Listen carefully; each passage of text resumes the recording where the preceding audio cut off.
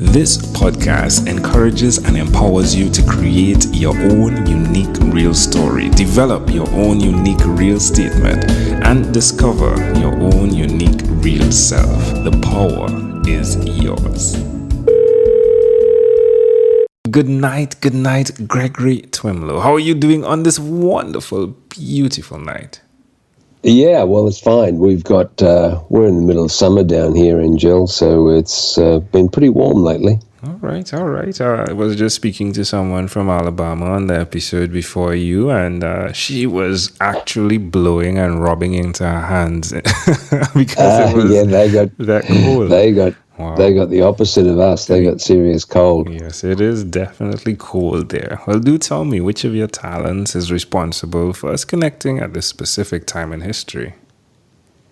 Well, I think probably in relation to the work I do with startups and entrepreneurs, and that I have quite recently founded a not-for-profit, a social enterprise to work with both young people and older people who want to or need to be starting their own business. It's a brilliant idea, I can definitely say. Who did you learn the ability to connect communities from? Well, I've been very fortunate for about the last 25 years in Gel that I've been able to work with startups and small companies all over the world. And so, of course, that's been a wonderful experience. And then in 2014, I had the good fortune to work in Wellington, New Zealand, with a startup accelerator there. And that was just the most wonderful experience. And I saw things that were working really well in their community. And I thought then that it's something I wanted to do at some point in my community, in my hometown in Sydney. And I had an opportunity around the middle of last year to give up a CEO role that I was doing, and I thought this is the great time now. I've got to try this and create my startup accelerator. How has it been? Well, it's been challenging, like starting any enterprise. Whether it's a for-profit or a not-for-profit. When you start from scratch in Jill, I'm sure you probably appreciate there's lots of challenges, there's lots of things you don't know that you need to learn along the way. Definitely. And but it's exciting. I have met so many amazing people in the last 6 or 7 months. Yeah. You were talking there and something just hit me. I think there needs to be another measurement for quality of life. Usually quality of life is measured in dollars. With the advancement of society where we're getting certain things naturally, I think the value of money to the value of relationships that are built through the opportunities to keep learning and growing, I think it's actually brushing up against each other now, where others are choosing outrightly to learn at the expense of not having what seems to be the big house or the big car, because of the value that's there. Would you agree?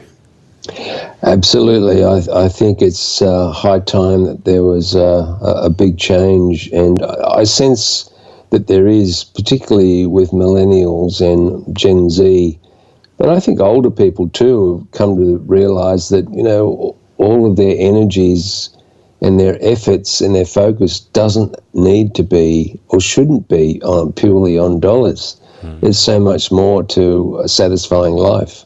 And if you focus on giving value and being helpful, and, eventually the dollars will come, or enough dollars will come. Yeah. So I agree with you, Angel. I think it's way overdue for a change in priorities. Yeah, I mean, it can bring tears to my eyes. Like, I've always grown having friends older than me, sometimes twice my age. And many of them are retiring now, where it's been forced upon them because they've reached the retirement age, which is 60 in my country. And they are so disappointed.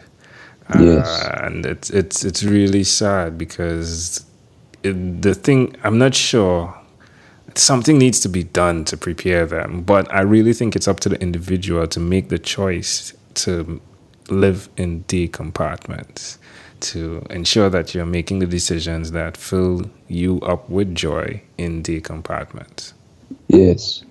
I think it's kind of tragic, really, that so many people allow institutions like governments to make really important decisions for them, like, oh, you're 60, you better retire. Yes. That's a little bit tragic in a way, and that's one of the things we want to do is help people, sort of the over 50s and right through to even maybe mid 70s, understand that they've got so much to offer, so many skills, and that they need to make decisions to reinvent their working careers and their working life. So, yeah. Tell me, where's the best place for someone that's listening to connect with you? Well, the best place probably is to find me on LinkedIn. If you Google LinkedIn Greg Twemlow, or our not-for-profit website is 7mile.org.au. Love it, 7 Mile. Love the concept there. Love the theme. All right. Tell me one other thing that you've done consistently over the last 3 years, please. Well, I think I looked at your questions and I thought about this, and I think the thing that comes to mind for me, Angel, is that I simply try to make a step forward every day. And just like the Chinese proverb, 1,000-mile journey begins with the first step. I kind of think about this journey that I'm on in a similar way. And while I don't know all of the questions or the answers, what I do try and do is make a step forward every day. So at the end of that day, I can say, yeah, I made some progress. I'm happy. And that's what I try and do consistently. Why would you suggest someone that's listening do that as well? Yeah, look, I think people, particularly people who are tackling a big project or a large scope, kind of get lost in the detail of everything they're trying to do. And I would just say, don't try and think about everything you need to do. Think about what you need to do today and tomorrow, just to move forward a little bit. Take that incremental step forward, because you're on that 1,000-mile journey, and all that really matters is you take a step every day, and you're going to get to the end of your journey. I totally agree. Amazing audience. Again, you're hearing it live from Greg Twemlow. Greg, let's switch gears for a moment. Let me invite you now into my time machine that is surrounded with beautiful, warm, blue Caribbean water. Greg, what is your earliest childhood memory? My earliest childhood memory, Angel, is being in the backyard of my house playing with my next door neighbour, and I think I was probably about 4. And it's memorable because, of course, at the time I didn't realise or appreciate necessarily, but my neighbour was a girl of the same age, and she was quite beautiful. I think I was probably very taken by her beauty, but I was 4. But I do definitely remember the two of us sitting in the backyard in the kind of sand pit playing around, maybe with trucks and things, I'm not sure. That's a very vivid memory. Wow, that's amazing. So how do you see that memory connecting to who you are today? Oh, gosh. Well, I think maybe it's just acknowledging the fact that there's so much sort of joy to be had from doing the simplest things. It doesn't have to be complicated or difficult or expensive. There's a lot of joy from just doing very simple things. I love it. Couldn't say it better. What's really cool? My son, every night we attempt to read for them, and tonight we are out of it. So my wife has the cold, and I'm doing stuff on the computer. So I'm like, Jahaziel, okay, you read for us tonight. and he was reading a story, and I'll send you a picture of it, where this young man identified this young lady, and he said that she'll be his wife. And Wow. it's so cool that you said what you just said. That's funny. Yeah, I'll definitely Amazing. send that. Yeah, it's amazing. Synchronicity, my friend. Synchronicity. It is indeed. If we fast forward to when you were 12 years old, what was your favorite song?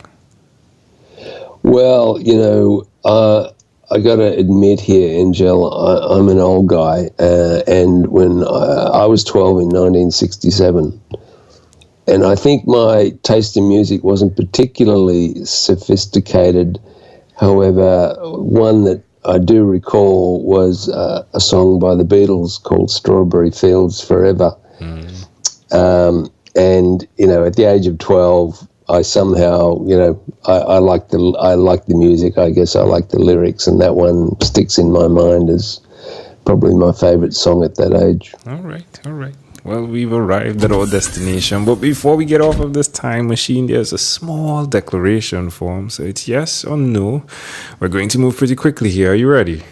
Yeah, sure. Greg, have you chosen someone to pass on your skills to?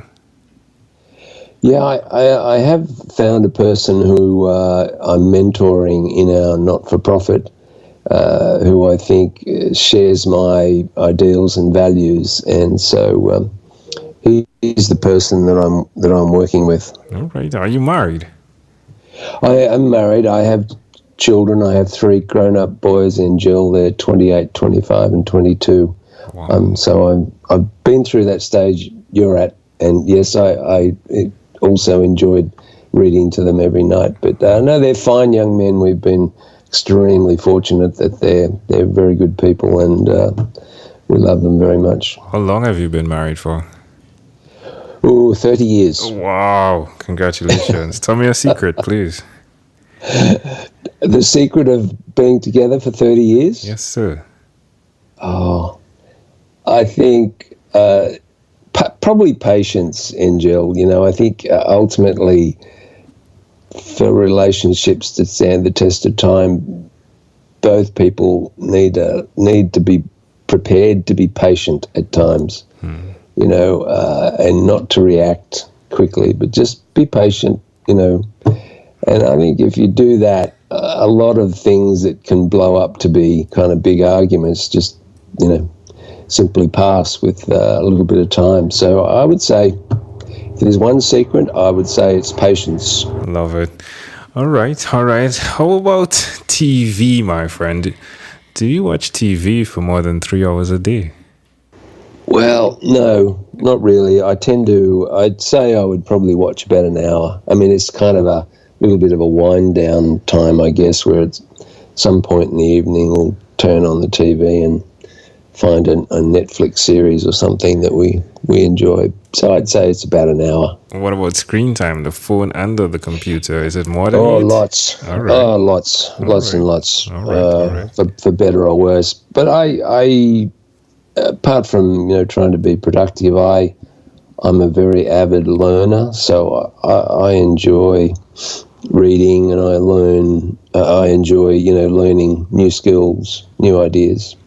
If you had to share with us your own unique real statement that represents who you are, what would you say that is? Well, that's a tough one. That's a really tough question, I think, to pick one statement who sort of describes who I am. The one that I kind of relate to most, and that I talk to the young entrepreneurs and founders that we work with, is to think of themselves being on the hero's journey. And if you're familiar broadly with the mythology of the hero, it's the fact that the hero has to leave her known world, her village, to set off to an unknown world, probably to enter the dark forest, where she will need to slay the beast and return to the village as a hero. That's, very in simple terms, the myth of the hero. And I tell entrepreneurs that I think of yourselves, you're on a heroic journey. You're leaving the world that you know and you're comfortable with, and you're going into an area that you really don't know what you're going to encounter. and you'll probably have to slay the beast, but you'll return to your village as a hero. Love it. Greg, this was a great pleasure, my friend. Before you leave, is there anything else you'd like to share with our amazing audience? Oh, that's I didn't see that one coming. Well, Angel, I congratulate you on this work you're doing and the fact that you are from your home in Trinidad, that you are reaching out all over the world and talking to hopefully a great many very interesting and inspirational people. So that's probably the point I'd like to make as we finish up. I appreciate that. And I thank you for taking time to be here. Oh my, it was a pleasure. It was definitely Likewise. a pleasure. Greg Twemlow, thank Likewise, you Angel. for being Thank you. Cheers. What is inspired by 12-minute convos with Angel Jones. This segment has been brought to you by Amazel Enterprise.